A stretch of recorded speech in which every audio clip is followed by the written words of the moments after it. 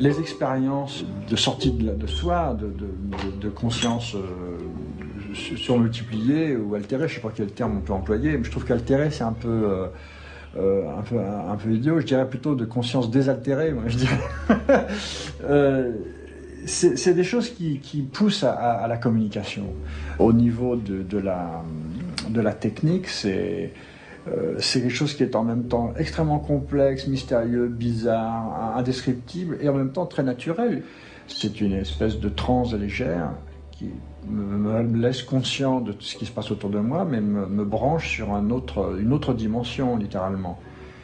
Et c'est comme s'il y avait un travail plutôt que de création, c'est un travail de découverte. On découvre. C'est comme si les choses étaient couvertes. L'éducation de la perception et même la destruction des enveloppes et de tout ce qui fait qu'un être humain est intégré socialement, est civilisé, domestiqué, etc. L'artiste, lui, il doit casser ça.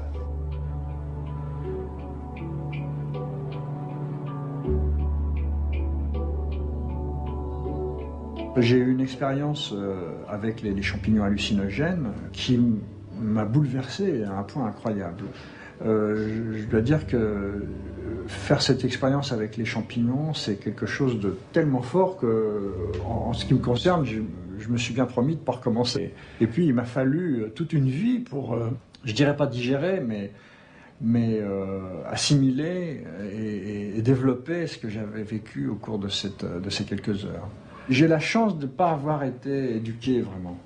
Tu vois, j'ai pas été à l'école très longtemps, j'ai même pas fait mon diplôme, disons, graphique jusqu'au bout.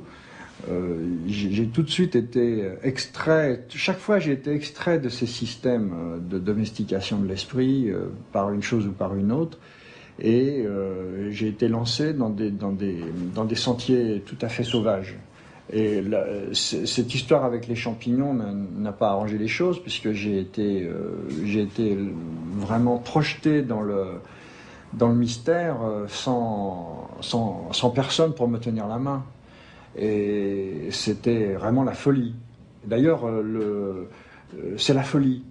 Et souvent, quand je dessine, l'angoisse dont je parlais tout à l'heure, c'est d'être confronté à une forme de folie. C'est-à-dire, on est devant des langages. Je me trouve devant des langages qui n'ont pas qui sont pas répertoriés.